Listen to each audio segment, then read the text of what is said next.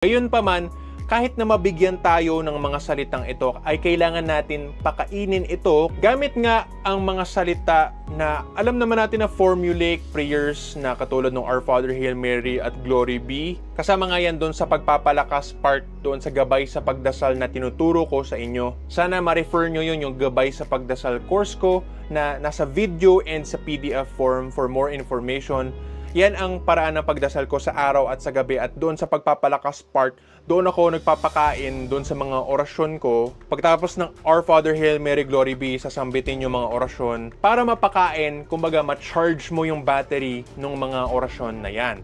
Katulad lang din na nagcha-charge tayo ng mga cellphone natin o mga computer natin para ito ay gumana, kailangan din natin kargahan yung mga orasyon ng heavenly words doon sa mga formulaic prayers na mga alam natin sa natural language natin para pahalagahan natin sila.